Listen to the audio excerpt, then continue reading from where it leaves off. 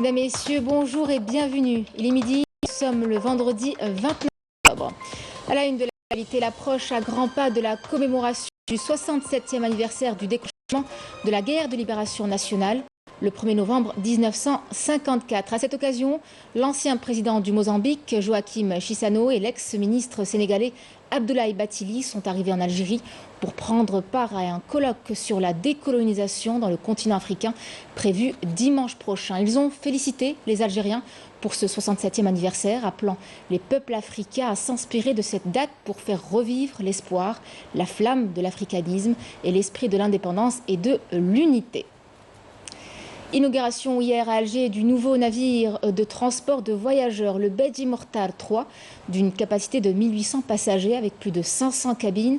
Ce nouveau car ferry au design moderne et allégé renforcera les capacités de l'Algérie dans le domaine du transport de passagers par voie maritime. Hicham Sadoudi et Nesrin Bessaidi.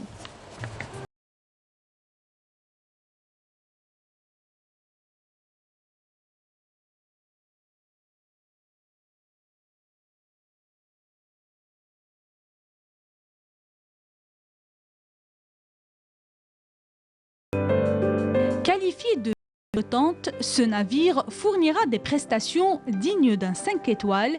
Il est le fruit de la première collaboration entre l'Algérie et la Chine en matière de construction navale.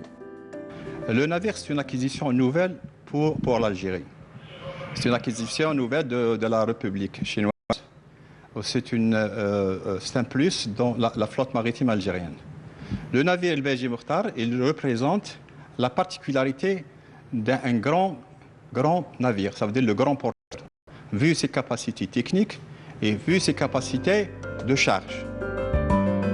D'une capacité d'accueil de 1800 passagers, ce bateau contient 12 ponts d'une superficie totale de plus de 20 000 mètres carrés, avec plus de 500 cabines pour les passagers et près de 100 cabines pour l'équipage. Il est équipé de 3 portes arrière et peut charger jusqu'à 600 véhicules touristiques.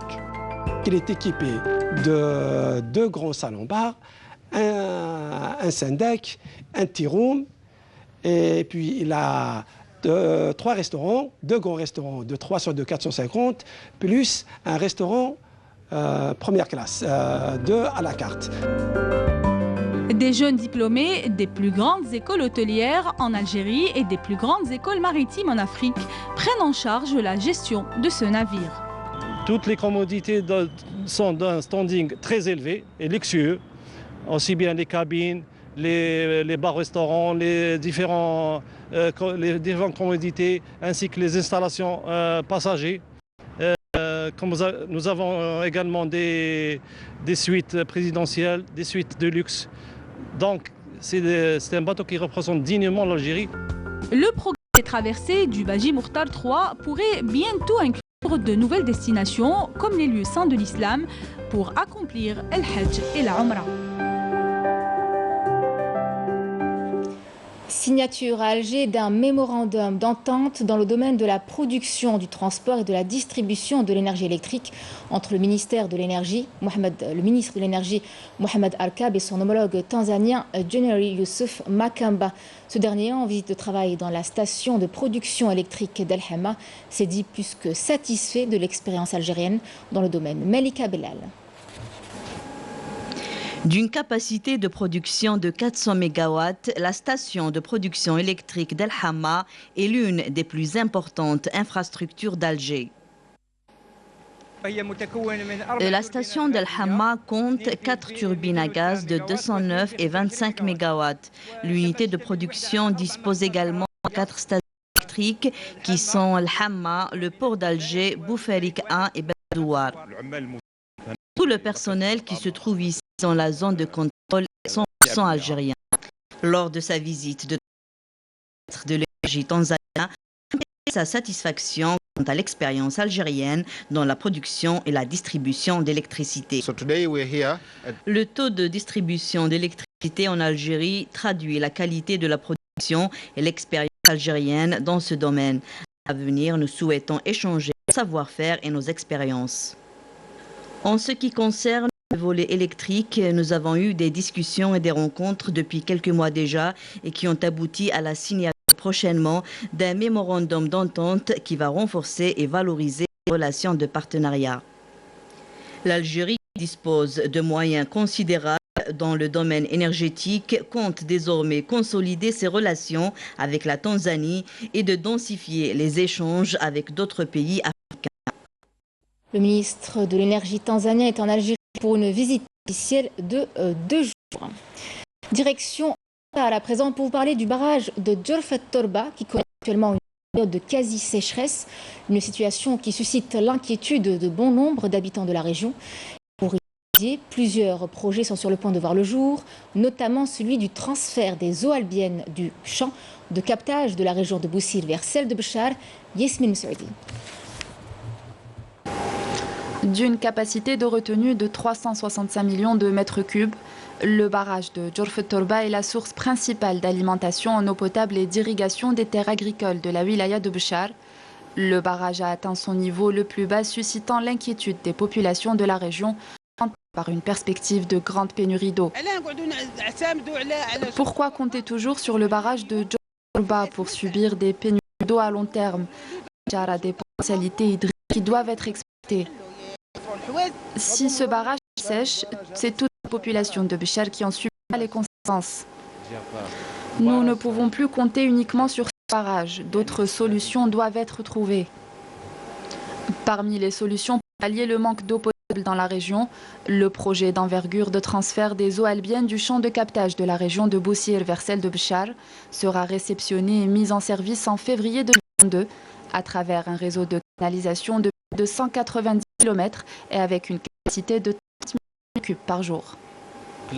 Ce projet atteint un taux d'avancement de 87%.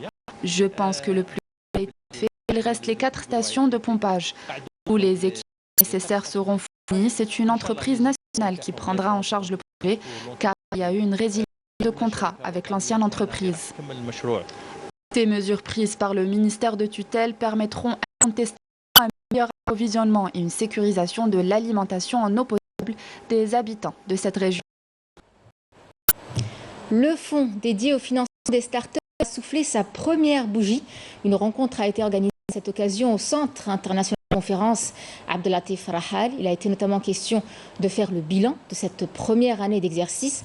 38 projets financés pour un peu moins de 400 millions de dinars et une entrée en capital qu'il est désormais possible de demander en quelques clics à travers la nouvelle plateforme ASF.dz dédiée aux demandeurs. Amélie Silidir.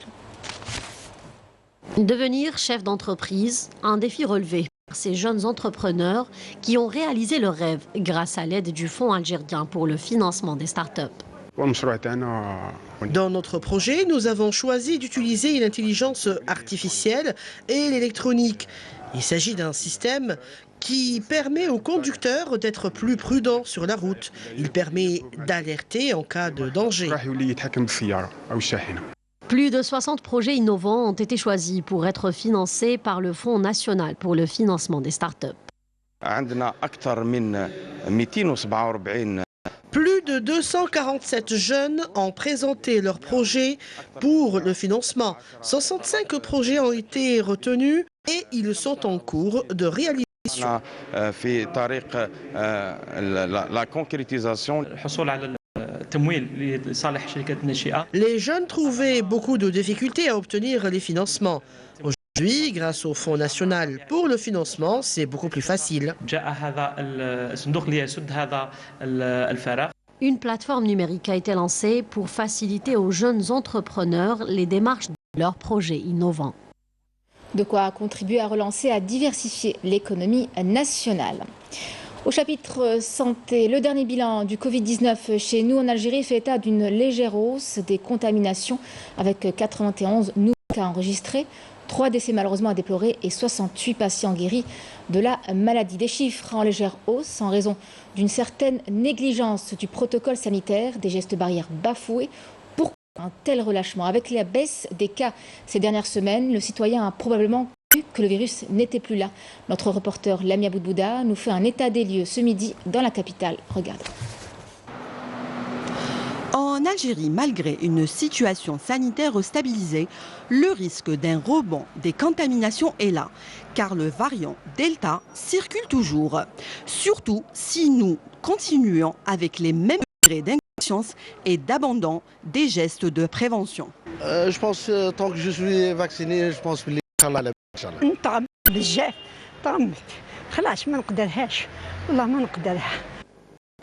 Dans les pharmacies de l'Algérois, le constat est là. Il y a une nette baisse de la vente du gel hydroalcoolique et des masques.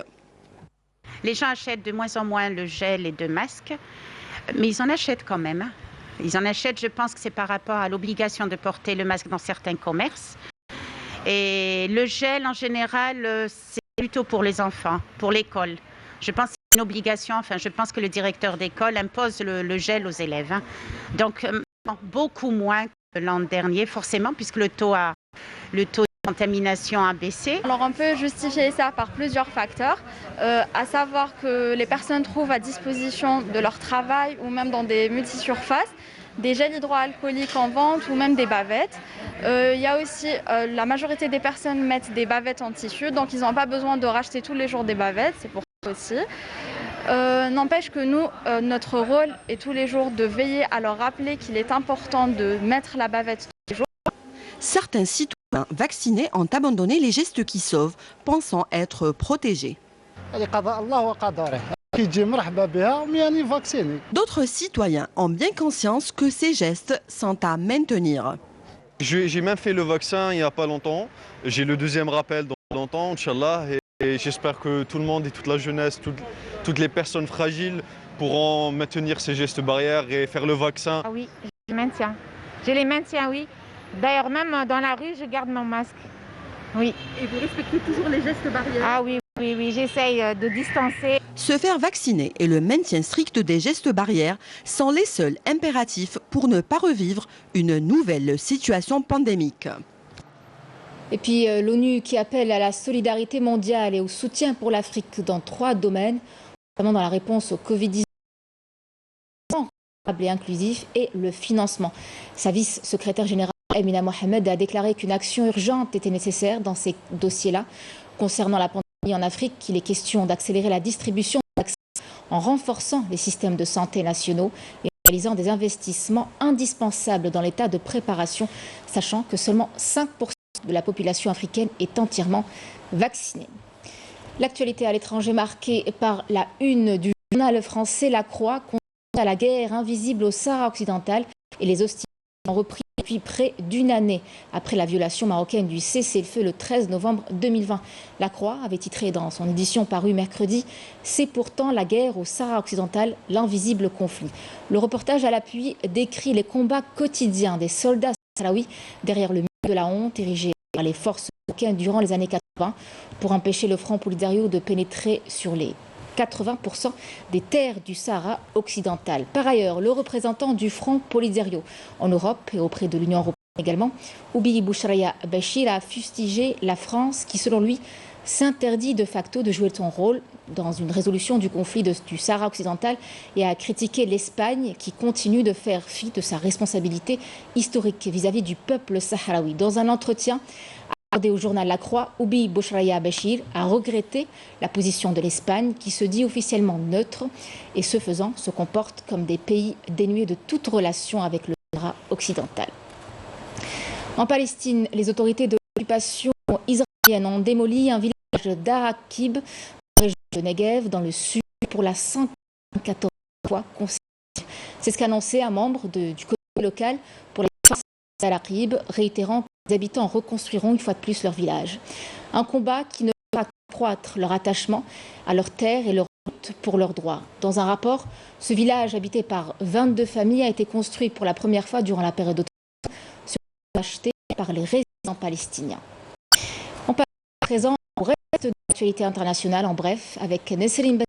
Commencer la situation. La dissolution et l'instauration d'urgence, Abdel Fattah al-Burhan fait face à un mouvement de contestation. Il est aussi contesté par des institutions et des fonctionnaires qui proclament le retour des institutions légitimes. Les pays africains bien faire de la COP26 qui se tient à une très force développée à tenir leurs promesses afin de lutter le réchauffement climatique. En 2009, les pays riches s'étaient engagés à porter à 100 milliards de dollars par an. Plus tard, elle n'a que 79 milliards en 2019. Des habitants de Pékin forment des files d'attente pour se faire tester au Covid-19 alors que la campagne de vaccination de la 3e dose s'intensifie et que le Chine renforce les réponses aux foyers d'infection. La Chine invite les habitants à se faire injecter une 3e dose de vaccin anti-Covid à quelques mois des JO d'hiver organisés dans la capitale chinoise. La Chine avait vacciné à la mi-septembre plus d'1 million de personnes, soit 78% de la population, selon le ministère chinois de la Santé. La Fashion Week sud-africaine s'ouvre près de Johannesburg, la première en présence publique du pays. Les créateurs sont prêts à faire de l'Afrique du Sud un point incontournable sur la carte de la mode en tant que lieu où les différentes origines et les aspects multiculturels forment un créateur unique. 2 défilés ont eu lieu pour lancer cet événement. 3 jours, une collaboration entre des créateurs sud-africains et italiens. Sport, football, JS Kabylie, entente de Sétif, c'est l'affiche de la 2e journée du championnat de Ligue 1 prévue ce vendredi à 15h à Tizi Ouzou dans un duel qui s'annonce indécis ouvert à tous les pronostics alors que le CR Belouizdad entamera la défense de son titre à domicile face au CR Constantine. Quant à l'US Bella, elle recevra la JS Saoura, l'autre représentant algérien qualifié en Coupe de la Fédération. Des matchs qui se joueront à 15h aujourd'hui. Alors, un week-end, comme vous le savez, très foot sportif. Le MC Alger, de son côté, se rend à l'est du pays pour défier le RC Magala. Pour ce qui est du premier derby de l'Est de la saison, il mettra aux prises le RC Relisen au Watlemsen. Le MC Oran et le Paradou AC s'affronteront dans l'objectif commun de confirmer leur succès. Et puis, le SM évoluera à prix en entre d'Omar Hamadi de Bolorine face au NC Arba, dont l'effectif est composé majoritairement de joueurs issus de la réserve. À noter également que cette 2e journée enregistrera le retour du public dans les stades après une absence de près de 19 mois en raison de l'épidémie. Un public de retour, mais certes, mais qui devra se soumettre au respect du protocole sanitaire et à la présentation d'un pass sanitaire. C'était le journal de la rédaction. Merci de l'avoir suivi. L'information revient à 10h avec Huyghe. Tout de suite, votre journal météo avec Amina Abed. Excellente journée à tous sur Alger.